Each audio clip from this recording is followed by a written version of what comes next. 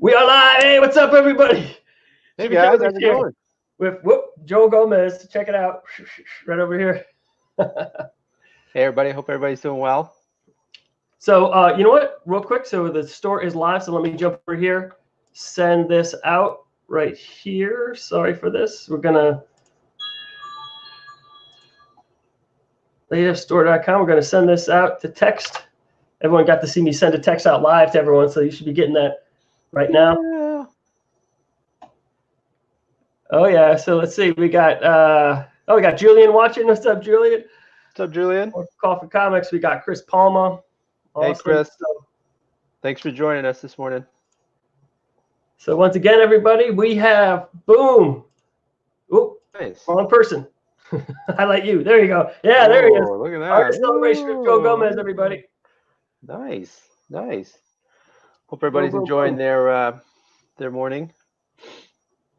Yeah, I know I am. It's a great sitting here at Calabrese Manor, enjoying this wonderful day. Have the screen door open. It's a beautiful day in Arizona. Chateau Calabrese. Yes. That's good stuff, man. What's the weather like? What's the temperature for you? I would say it's 70s about. Yeah. We're in Arizona. Coffin Comics is here in Arizona. And where are you, Joe Gomez? I'm in San Diego, California. San Diego. Wow. Yeah. It's nice. I moved out here originally when I was offered a job at Wildstorm Productions, which was in La Jolla. And when they shuttered the studio, we just stayed out here. We liked it. Let's do this. We are live. All right. Hey, folks. I like that. That's pretty cool. All right. So the reason we're here, we have the Coffin Comics Artist Celebration with Joe Gomez.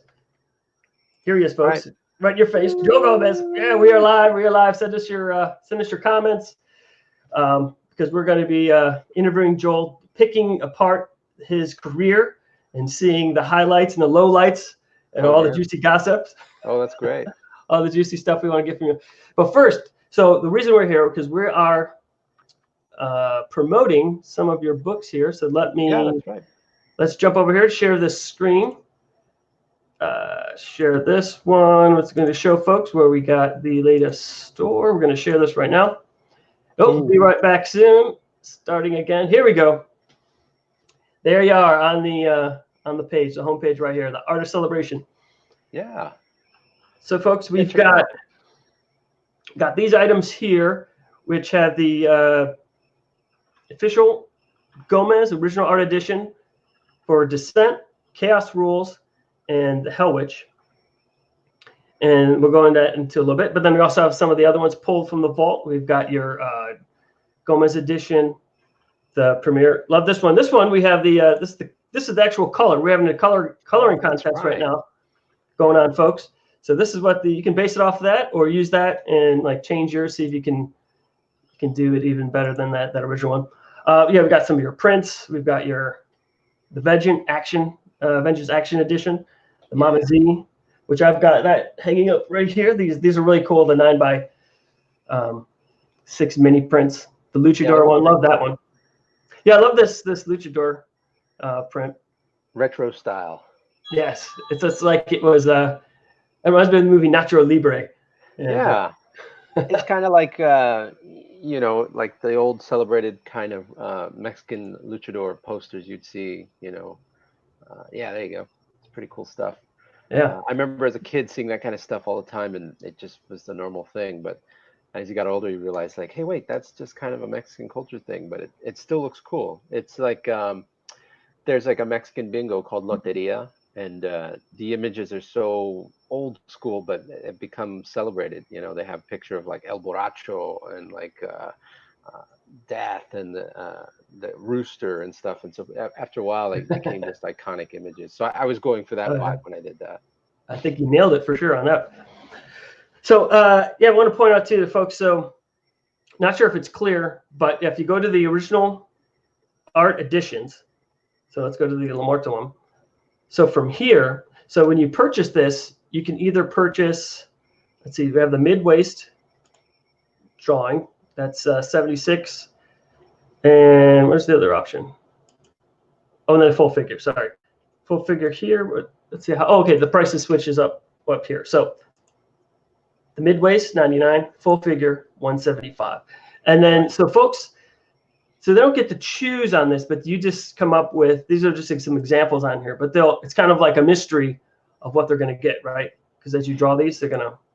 Yeah, I think enough people who have seen my work, like I do so many of these sketch covers of La Muerta and the Coffin characters, and you see it on my social media, the mid-waist shots. It's called a bust, but you basically get like pelvis up, and it's usually an action pose or something. And with the character, the way that she is, it's really high contrast, black and white, and a splash of color, and generally, if, like I said, if people check out my social media, you see what I do, and they're not too far apart from each other, style-wise and content-wise. So people really seem to enjoy the look of it. So yeah. Oh yeah, it's yeah. Your social media, by the way, is just amazing. You're like, I love that you show those like starting doodles, like as you warm up for the day. You show those. Yeah, It's just seeing those are just your starting doodles. Oh my God, that's insane. You're so. oh, thanks, man. It's just a habit I created where the paper is small enough. I basically cut I think it's 8.5 by 11 sized toned paper. I cut it in half, and then I just kind of convinced myself, well, you're really working in a smaller space, so it shouldn't take you that long. And so I try to make sure to get in and out of the piece within an hour, and then I just post it up. But it's like just tricking myself to starting early on something so that by the time I need to get going on pages, I'm already a little warmed up. So Basically, start off with a win, and it's like, boom, I got it. yeah, that's actually, yes, that's a good way to look at it. I start off with a very confident approach where I'm like, hell yeah, I kicked ass on that thing. Now I'm ready for this really, really difficult thing. So, but it's also, you know what, those warm-up doodles are actually also an opportunity to explore character, and like, I mean, I rarely do as much fan art now, but then it also gives me a way to approach themes or just like archetypes. So lately I've been trying to do like more warriors or cowboys or timeless themes where you should be able to get the message or the story of this character very quickly without it having to be a very iconic looking character. You know what I mean? And so sometimes it's easier to just draw Spider-Man or Batman, and someone will be like, "Oh, that's amazing," and usually they're a fan of the character, so it's less of a challenge as opposed to just drawing something that you don't really knows what it is. So you want to play that part up and try to convey a story through that. And when you can pull that off, it feels pretty cool because then it's more about the message you conveyed rather than like, I'm gonna just draw Batman and he's gonna look cool, So yeah. Batman is awesome. Yeah, let's see who else we got here. We got Joger. He's here with us. Chris Palma, who said that. Jason Hart. Jason Hart, what's up, Jason? I hope he's doing. Oh, here's what Jason says. There we go. Oh, that's a good guy. Jason's a great guy. He's out in Louisiana, I think Mississippi, maybe, if not. He's going to Mississippi from Louisiana, but he's a great guy. I met him at Fiend Fest. We had, what was it, 2 years ago?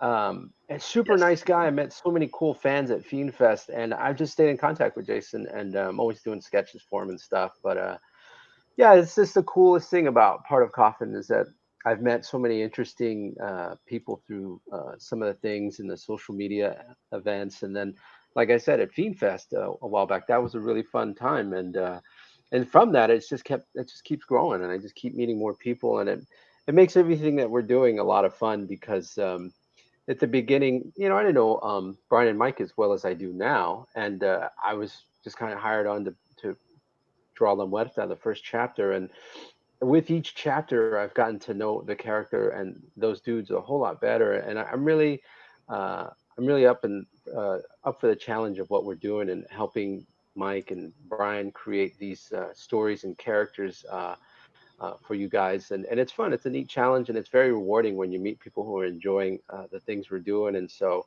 I really get a kick out of helping Brian and Mike work on these stories. So yeah. Yeah, like I said too earlier, I mentioned that I reread all 5 chapters last night. Actually, cool. I really enjoyed it. I went through, and because first time I read it on the PDF digital, because as soon as it comes out, I want to read it. But now I have all the hardcover physical copies with me. Nice. And I was just laying in bed last night. It took me like an hour to go through them all because I was just really soaking in Soaking your it up. art. Yeah. Oh, your art. Just like all the panel. Oh man, you and Cece. Cece's the Like best. yeah, the Amazing. coloring combination that you guys, her colors on your art is just, oh man, just amazing. Yeah, that's Can't really even capture what it is, and it looks so much better in hand than it does on I'm a the big screen. on the screen. I'm a fan of I like reading comics, but there's nothing like sitting there, relaxing in bed, just like reading it and just like really pouring it. But great job. But once again, I'm going to point out this other thing real quick before we I'm going to pick your brain here. Yeah. Oh wait, real quick. Oh, he just ordered mine. Oh, he got the CGC. That's right, folks. You can also CGC these as well. Thank you, Brian. You won't be disappointed. I'll make sure to hook it up, dude. Here's a question: will it be a total surprise, or they can request? Basically, I don't think there's a way to really get people's get you their request. It's just going to be a surprise. Yeah. I mean, I don't know how we would do that. I can't. So we're not going to do that. That's not an option. It's not. Yeah. If we didn't put it on there, it won't be an option. But hey, look at this. It's the boss man, Brian Polito. Hey, what's up, dude? El Jefe. That's my new nickname for him, El Jefe. I don't know if he likes it or not, but it's like the Mexican term for the boss, right? So. Yeah, because one of the characters kept saying that, and I was like, oh, why is he calling him Jefe? Yeah. Well, with okay. the La Muerta theme and the Mexican culture, I thought that he's El Jefe for me. So just one of his many new monikers, right? Because he's got quite a few. But I was going to mention something really quick about the colors and La Muerta. I have to say I'm really grateful. I'm appreciative of working with Cece de la Cruz on the book. There's a really cool quality. I couldn't find a way to describe it, but this is the best way I can. Sometimes when I see the pages she turns in, it reminds me of these old paintings that I used to see like in the Mexican restaurants and stuff where, I used to do those velvet paintings where the background was just kind of really saturated black because of the velvet itself. And then the colors were really saturated. A lot of times, some of my most favorite pieces that she's done remind me of that kind of feel or vibe to the book. And so I really dig it. It adds just like another layer of nuance to it that you subtly don't know you're being immersed into this really like kind of like Mexican culture vibe to it, So it's really cool. Thank you, Cece. I really appreciate it. Yeah, it has like a dream-like quality, like your cityscapes and the graveyards and everything. Yeah. It's just like that color and the mood she had. It's like everything feels so dreamlike. It's just she's really good. You could really get lost in that because like you just open that up. It's almost like a band like something like The Cure. You listen to The Cure, you just like that's The Cure. You open up this artwork, you're like, oh, that's La Muerta right there. You could just. That's what I love about it. It's like you immediately identify what it is, right? And for one thing, like when you mentioned the cityscapes or whatever regarding La Muerta, like my approach to just even the world of La Muerta is that I kind of take this idea from Star Wars where they every ship always has like nothing is brand new. And so it adds character to things when you see like a land speeder or a TIE fighter, or not necessarily a TIE fighter, but an X-Wing fighter. And you see like they have little dings and dents and like exhaust marks and things like that. And it adds character to the object or the vehicle. And it kind of gives you a sense that this thing has been through some stuff, And so I really enjoyed that aspect of it because it adds character. And so anytime I approach anything to La Muerta, the world of La Muerta, I use that kind of philosophy, meaning that if it's really cleaned and pristine, that there's a reason for it, and otherwise it's gonna look like it's gone through some stuff. It's maybe been years and years of wear and tear, and it just adds a little bit more of layers to the story and the dimension of like what kind of place this is.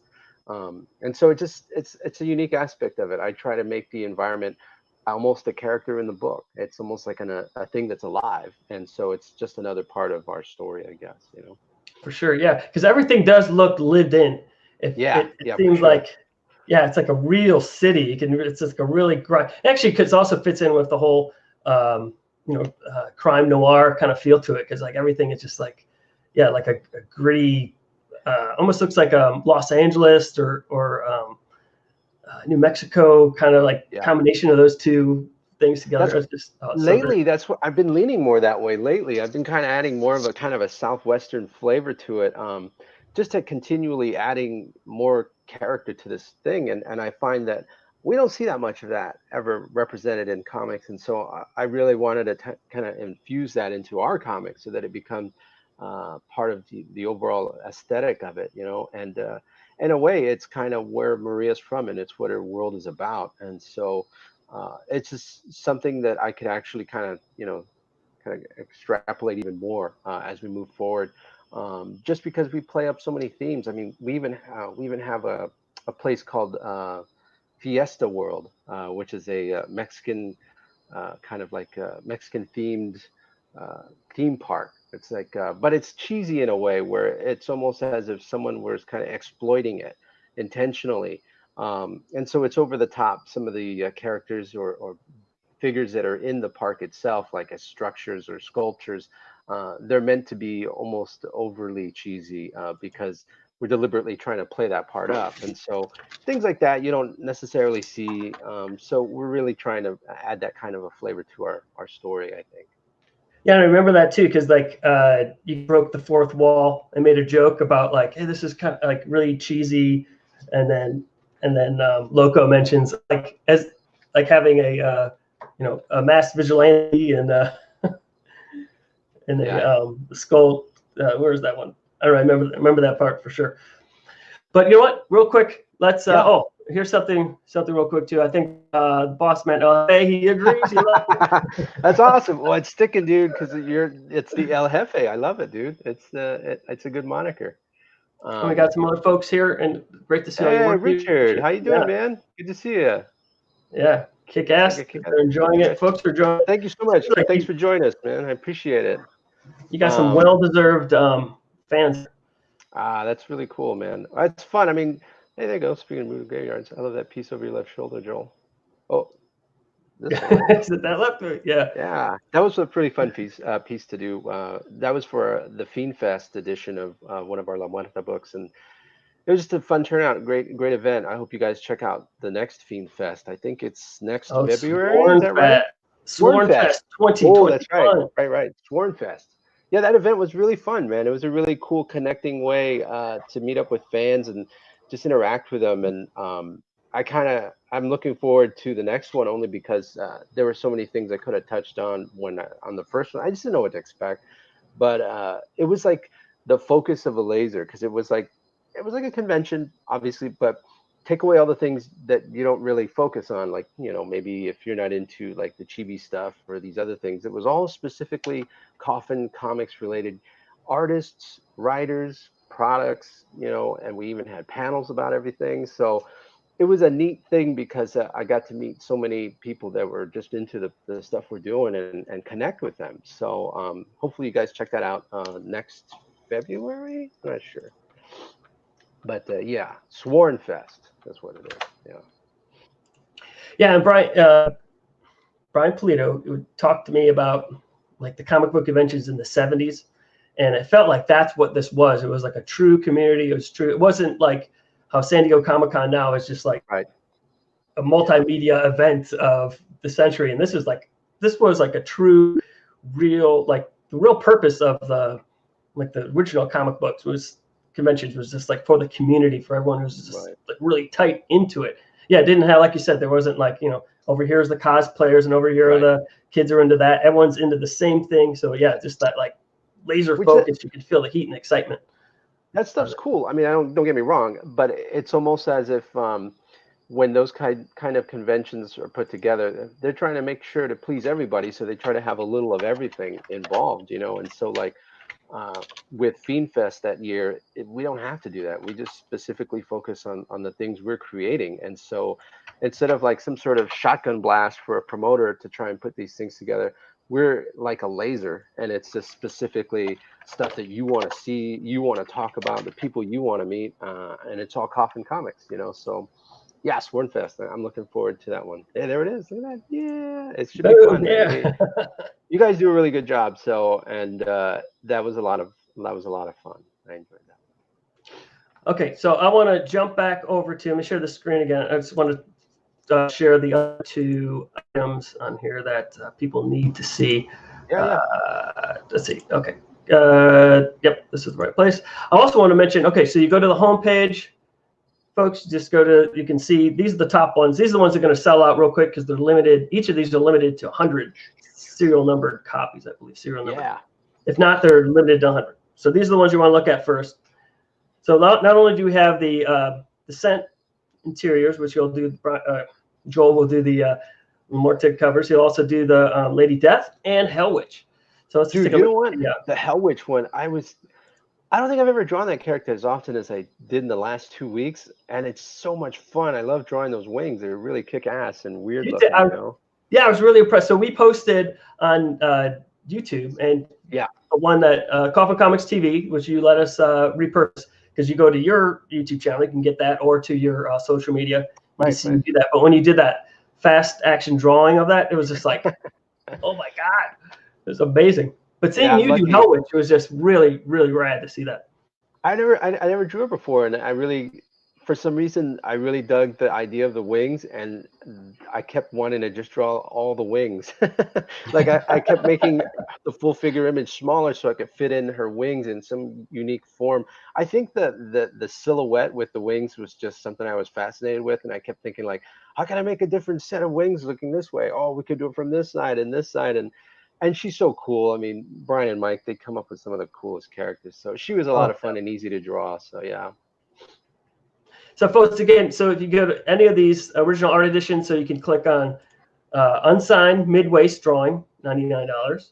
Yeah. Or you consider a bust, I guess you'd say. And then you can get it signed for Joel and Brian for $99. And then there's an unsigned version for $76, and this one is full figure.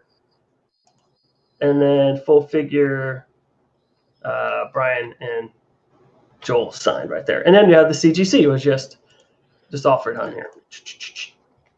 So we have all three of the characters that you can get Joel's version of, which is really cool to see. Hell Witch, La Muerta. Very fun. The cool thing too with Lady Death, again, another character where she's fun to explore with because I keep putting her in these different kind of, I don't know, hell armors. I've seen like so many variations of the character, and so I would kind of like homage to someone's on it, and then sometimes I would look at an artist I'm inspired by, and I'd be like, hey, that's a really cool looking armor, and I would change it up and do something completely different, you know. But thematically, it's always the same. What you know what's funny too, by the way, with Lady Death and La Muerta, they have this really, maybe I've drawn them too much, I don't know, but they have this really cool thing where with Lady Death, she's like a white figure, like her skin tone is completely white, but she's always wearing black, and then just like a little pop of red. And with La Muerta, there's a similarity with that where she's mostly wearing like a black outfit with a skeleton on it, which is white. And then I always just throw in like a pop of red in the background or something, you know, and it's like, oh yeah, you did. It has the same vibe about it, but it's like a different breed. You know what I mean? Yeah. This character is so much fun to draw. Yeah, just those timeless aspects of it, of just like the black and white, and then that red. It's just I was just gonna mention that with the cape right there. It's really cool how you added the interior red. Yeah, and it's like it becomes more of a stylistic thing as opposed to like I'm gonna render this what it would look like in life. You know, it's like sometimes you see where an artist will do something and it'll be like skin is hot dog color and this cape is this, and it's like it's kind of boring. Maybe you want to like play it up and like give it some really bright contrasting colors or something, saturated look. You know, something different. Let's see what else we got.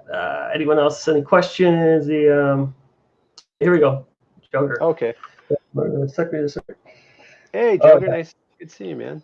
Oh, I can't wait for the next chapter. Yeah, it's been fun, man. We're really fortunate in that. Well, I'm really fortunate in that Mike and Brian have really created this super cool character. And I get to just kind of explore the world of it, and they've kind of let me, you know, add more to this idea, this thing they've created, and we're kind of looking more into Mexican culture and folklore and adding elements of that, but then also some of the stuff that is happening, like with the the cartels and things of that nature, and some of the stuff that like gangs and stuff that happen as well. And so it just gives us an opportunity to explore themes and ideas. And one of the coolest things too that Mike always kind of brings into the story or the concept is the idea of infusing some folklore, Mexican folklore, into the story, and it gives us a chance to explore things like that. In chapter 3, we touched on a character called La Llorona, which is a big part of Mexican culture. And we kind of did our version of the character, but it still was based on something that is found in the lore, you know. And so, in some ways, it reminds me of Hellboy, where Mike Mignola would kind of explore, um, you know, things from Ireland or from, Germany or some sort of folklore from the area, and add that to some sort of, Hellraiser, I'm not Hellraiser, Hellboy or BPRD mystery, and you're kind of exposed, or you get to experience this story about something that you maybe didn't know about, and something that people that grew up on with these stories as kids. So it's neat, and I think that there's a lot of those kinds of stories in Mexican culture that have never really been explored in comics, and that's something that we're trying to touch on a lot of. Yeah, I was rereading it last night. Oh, first of all, I forgot how violent it was. Oh my god! Yeah, It's that's like, part of the fun, man. oh yeah, it felt like an 80s action movie. It's like, oh man, I forgot how wow, Yeah. it's so cool. But then yeah, as soon as you get to chapter 3, when you start bringing in the supernatural elements, it's just like Yeah. a whole new. I think that's where it was just like, for me, I was like, oh, okay, this is the story like really got the extra level, like you said. It's like, oh, it's cool to see that supernatural element, which was there before from the Saint de Death, but it was like, Santa Muerte, which was more of in the background, but now with La Lorna came up, it's just like, okay, in your face now with the supernatural. It was very cool that the cross of those two. What's cool too is Mike and Brian had created this other character, Loco. Brian refers to him as a Barrio Batman. Barrio Batman, right? Yeah. Awesome character. I love it. They created another kick-ass concept. And what's even more amazing to me is that he has his assistant, or his manservant, is Alfredo, right? Yeah. Which is, it's a play on Alfred from Batman. But the coolest thing I learned about the character through Brian and Mike was that this specific guy has he looks like a luchador, and he's carrying around like he's carrying Mac 10s, and he's got like a tactical vest and everything. And so he's very intimidating, but he looks like this kind of mindless bruiser, right? But in the end, I realized when talking to the guys, Mike and Brian, but that's part of his mystique. He realizes that. And so he kind of uses that to his advantage, and takes advantage of the opportunity that people might think he's just this mindless bruiser. And he's a little more tactical than that, which is a really interesting aspect of it, because it allows me to play that up maybe in the way that we portray him, because again, it's just something he uses as a tactical advantage, and I hadn't known that when I first when he first appeared in the books, and then when we were having a discussion about it, it added a flavor to the whole idea, and it was like, oh shit, that's really cool. And so it's something that I keep in the back of my mind to always, as I portray him, consider like, hey, is this maybe he's off looking in the distance at something we don't really see, or maybe there's a sleight of hand going on with him that we can kind of show in the book, because then it just adds another level to the character when you realize that he's in on the joke. He knows what he's doing, and it makes him seem that much more of a kick-ass kind of a protagonist, Yeah, I love the two, how you draw La Muerta and then Loco, just like the two, like, she's small and petite, and he's huge and just brutal. It's just so cool to have those two characters together. It almost seems like they fit perfectly together, like a puzzle piece. Yeah, it's like peanut butter and chocolate, It's like the Reese's peanut butter cup. And I hope we see a lot more of him. He's obviously, as each chapter of La Muerta has moved forward, it's like we're kind of expanding on her world and her supporting cast. And so that's really cool, because I know that with what Brian and Mike are doing, especially nowadays, they're creating these universes that in some ways they all connect. And so I'm not real privy to what their plans are in the overall arc of things, but I know that in La Muerta's world, we're slowly infusing things that are in other Coffin comics. We're bringing that into her world, and through that, you'll see some reoccurring characters and stuff. And so it's kind of neat. And that's as I mentioned earlier, it's a bit of a challenge, but it's also really rewarding when these things are coming together and they work out, and you come across fans and they're like, oh, I really love when this happened and when this happened. And so it's nice. It's a fun thing to do, and I can't believe that I get a chance to do it. So Yeah, speaking of Loco, in this story, Ascension. So yeah. when La Muerta uses Loco as a shield, and then like throws him in the back of the car, and Alfredo is driving away, and like Loco's like, I'm okay, just give me a gun still. And even though he's like, on death's door, he's still ready to fight. It's such a brutal and strong character. That was a funny scene that happened, because I actually did that on the fly and asked Mike and Brian. I asked them, hey, can I do that? Because at that particular panel, if anybody who hasn't read Ascension, you got to pick that book up. It's really good. There's a scene in which Maria is trying to pick Loco up and collect him to get him out of a really dangerous situation. And as she's picking him up, he's wearing a tactical vest, a bulletproof vest, and she uses she uses him as a shield because she knows he'll only get hit in his vest. And so when I was drawing her picking him up, it wasn't in the script, and I asked Mike, "Hey, do you think we should do that?" And he's like, "That's a great idea." And so I think it might have been Brian, I'm not sure, but one of the guys said, "Yeah, go ahead, go for it. That sounds cool. It fits with what we're already doing." And so that's really cool, and that's another That's reason. so great that they give you the imp. They let you do that. Like you make a suggestion. Yeah. I'm sure that's not normal, right? No, like, not at all.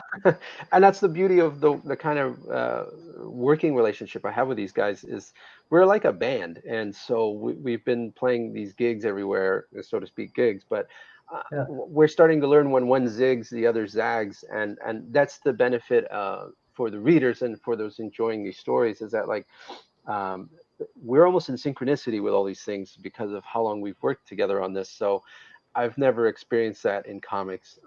It's always different, and everybody's experience is a little different. And I was always handed a script, and it was like there was no connection, so to speak. And as a freelancer, that's normal. That's not unusual to have that, and it's just upon you as a professional to just see it through.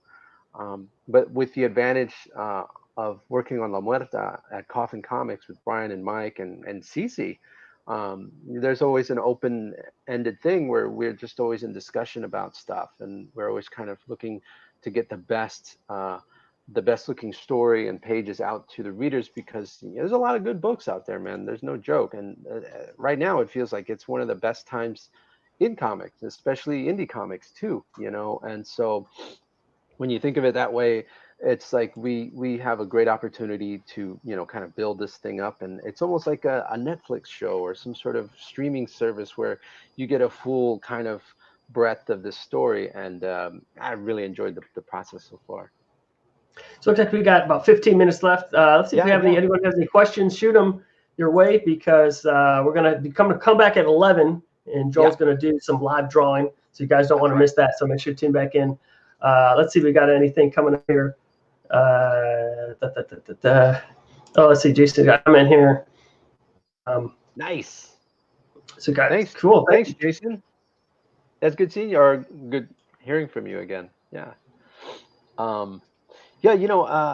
It's funny. I met Brian like I think it was Fan Fusion. There was a Phoenix convention that was held inside of the facility where the Arizona Cardinals play football.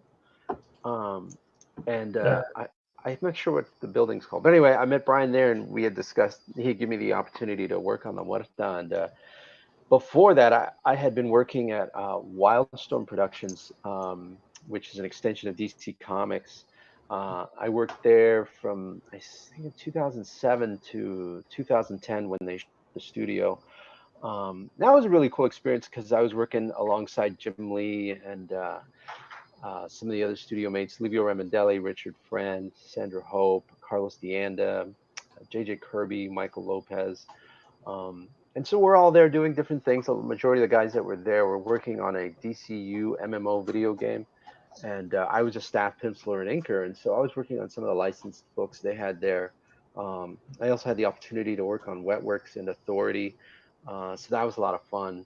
And of course, just getting to pick Jim's brain about certain things, and I learned a lot in that experience with those guys there. So I was really grateful for that. And before that, I worked at um, Aspen Comics. I was at in a smaller capacity. I was there when Mike Turner was there, and I helped out a little bit, just doing backgrounds on some of the stuff he was working on, which was Soulfire. Um, I also had the opportunity to work on a book called Iron Saint with Francis Manipool. So I did that there with them. And before that, I was backgrounding, or just kind of a pencil assist at Top Cow Productions. And it wasn't an official capacity. Those guys were nice enough to never kick me out because I was loitering. But I got to befriend quite a few of the artists there, and that's how I kind of got my break, as helping guys who were kind of late on their books, and I would just do background. And then fast forward all the way back to when I was at Wildstorm and they shuttered the studio. I was doing a couple of conventions and I met Brian, and I had met him once before, but he had offered me the opportunity, and it was weird because actually it didn't quite work out. He had a timeline that he was trying to hit, and I was like, oh man, I can do it. And it ended up being like a month or two later, and he's like, I can't do it. I have this window. I've got to make this particular time frame. And I was like, okay. And then I was just kind of disappeared, and I was bummed because he had shared with me this lookbook that he and Mike had put together, of the concept they had come up with, and it was amazing. It was awesome. But the way that the timing of everything worked out, it didn't work, and so I was bummed. And then, like, I think it was like 2 months later, he emails me again. He goes, "Hey, are you still available?" And I was like, "Hell yeah!" I was so excited. I jumped on it, and we've been working on it ever since. And didn't you say? I think I heard, or I think I asked you this question. I think you said that those first, Descent, the first chapter, Right. you were working on it between you had your schedule booked for like the cons, and you're working on it in between different cons because you were so. Yeah, I was. You know what it was because I wasn't at the Wildstorm anymore, and I was like starting out as a freelancer for that year. I didn't have anything coming in right away, and so I just decided to just book myself for a bunch of shows, because at that time I was like, well, I'll just try to get shows going and try to meet up with editors or whatever, and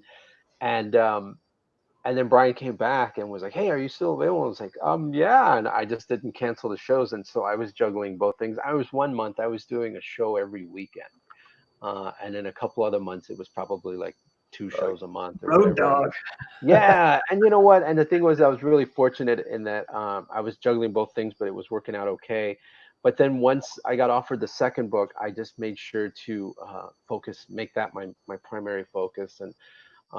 And now, like, even to this day, it's like with the way we do the book, it's like I plan big scenes or something. I want a certain double page spread to look really a certain way, and so I'll plan it early with Mike or with Brian. We'll discuss ideas for it.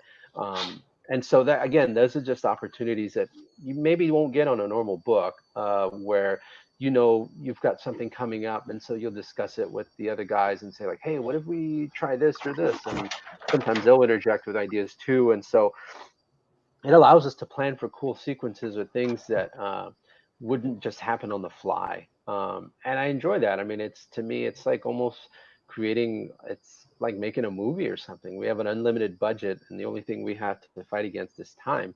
And for me, that works great, because we try to take as much advantage of that as possible. Again, because it's a lot of good books, man. And as long as our book looks kick-ass, and the longer you can keep the book open and looking at it, then we did our job, All right, so we're closing in on the last 6 minutes or so. So let's take a look at everything we have to offer once again, because this is the artist celebration with Joel Gomez. Oh yeah. All right, here. So let's shoot this. Share the screen. Here we go. The menu. Bam. Here we go. All right. So some of these we're also didn't mention yet. We have some remarks being offered. I think it's just these first three. Let's take a look. So some of these you're gonna offer. Okay, this one doesn't have a remark available. I'll do one in the sketch section. Well, I'll do a remark, one of those Descent books, so people can check it out. Okay. Yeah, because we should have had remark options on some of these items, which I'll have to check. Uh-oh. Now we know we're live. We're live, but we don't have. Okay, because we were going to offer remount. We'll have to find out about that as we close after we finish this live broadcast here. So, but okay, I'll find out the details on that. But the main ones we want to focus on are the limited ones. These ones are hyper limited. Each of these 100. Right. Sketch each. cover edition. Sketch cover editions, original editions. So you'll do the Muerta, Lady Death, and Hell Witch, and you'll do the full size and a mid waist. That's right. We got all the options. We got the an unsigned. We got a signed one with you and Brian, an unsigned full figure signed with you and Brian signing it as well. And we have CGC and non-CGC options. Here we'll share a quick. We'll share a quick one. See if you want to share it. It's a different edition. Yep. Let me stop that. Okay. Yeah. It stopped. All right. Here we go. Let's see. Here's one of them with the Lady Death. Oh yeah. Oh yeah. Once again with that cape. Just love the. Yeah. The Yeah. red. That's one of the full figure shots. Yeah, that was for a Coffin Comics fan, David Basildua. Really nice guy. Met him again. I met him at the Fiend Fest that you guys did a while back, which this coming up one will be Sworn Fest. So, which is yeah, I gotta say too, just the interaction between the Fiend, the Sworn, and the artist. It's just amazing that when you put these like-minded people together, it just makes and alcohol, right? Well, yeah.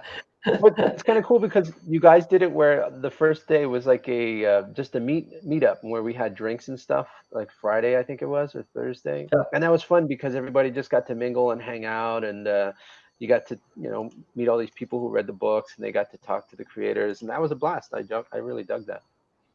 So we got a lot of people here. Oh yeah, there you go. See, yeah, if you get a full figure shot, this was what you could expect for like the Lady Death. Okay, we also have a little more. We'll look into that to see what that is. Oh, the remark options? Yeah.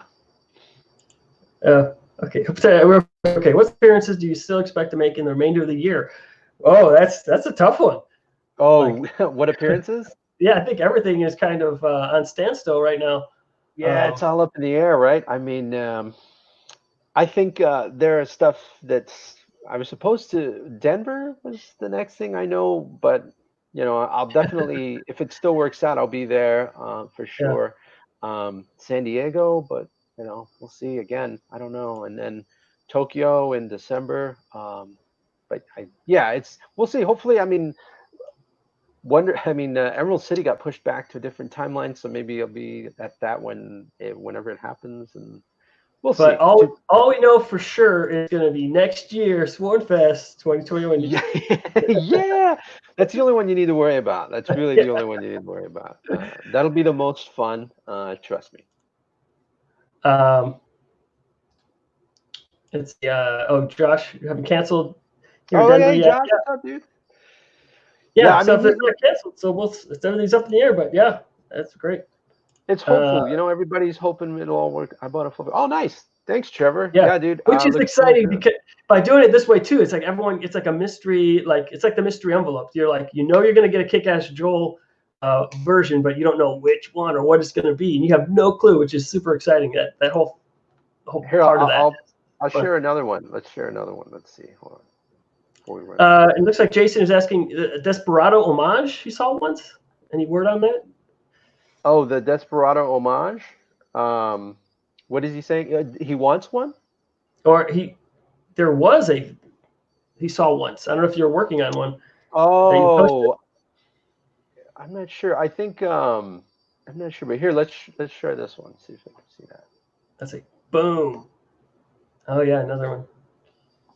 See, like again with Lady Death, I try to explore different themes, looks. There's this artist I really enjoy. His name's Wayne Barlow, and he does a lot of stuff regarding demons and hell and things like that.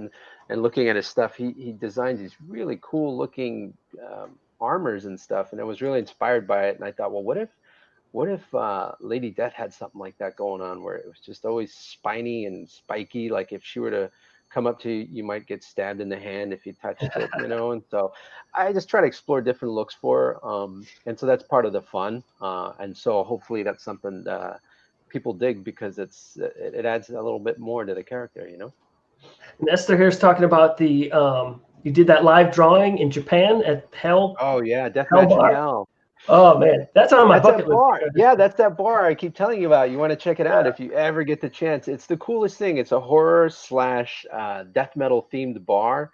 And the bartender there, super nice guy, and all the drinks are really cheap. And it's a weird. It's like you're being transported to like this place in Japan that you would never expect to see there. Actually, it looks like a scene from La Muerta comic. Like yeah, that's a good way to put it. You'd be seeing. I wouldn't be surprised if you'd be drawing something like that, because they're going through those tight little. Oh yeah, the alleyway into the bar, and then like you could put I won't be surprised if you draw that. Yeah, that's another thing that you'll find a lot in like the Mexico kind of themed areas that we draw. It has a very barrio kind of slums vibe to it, but even in real life, in certain parts of Mexico City, it has that vibe to it. Just like the place you mentioned, Golden Guy in Tokyo. Obviously, it's a much different aesthetic. It's Mexican culture versus an Asian culture, but same thing. People are people, and we like to stack shit up and really compartmentalize everything and stuff it to the gills. It's kind of like Blade Runner, where you see a very congested, tightly packed, knit little area. You'll find that in life anywhere. Okay, here one more question here before we wrap it up, because we gotta get ready for the next live thing. Just bought a La Muerta sketch cover. Will you use watercolors? So you mentioned the sketch. Splash of color. Spot color. Yeah. So does that mean watercolors? What does that mean for? Sometimes it does. I mean, I can. I do throw it on there. It's usually like an ink wash or a marker effect to it. And you'll. Oh yeah. So folks, I think the last video you did, like the Hell Witch, you kind of used the wash, right? Or you also, what's it called when you do the?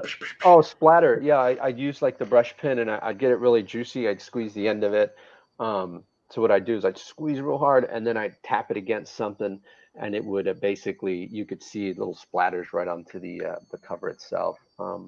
That's part of the fun, is that it adds this energy to the cover. The style that I work in is just kind of energetic, a little loose, rough, but that's part of the character of the look and style of it all. Okay, awesome. Hey, so let's wrap it up. Shut this one down, folks. Come back at 11, about 15 minutes or so, and we're going to do the live drawing. And, live sketch demo. I'll be doing a La Muerta piece. I'll start with a quick little head remark, just so that you know what to expect from something like that, and then we'll dive right into the sketch of La Muerta. You won't see me; you'll just see me drawing in my hand, but we'll definitely still have a conversation about what you're seeing and discuss more about La Muerta. Sounds great. All right, here we go. We're going to close it out with this little teaser and end the broadcast. Meet you guys back here throughout the day. Make sure to do the Joel Gomez Artist Celebration. Join us all day long. Jimmy Coffin signing off for Coffin Comics. I'll show them fear.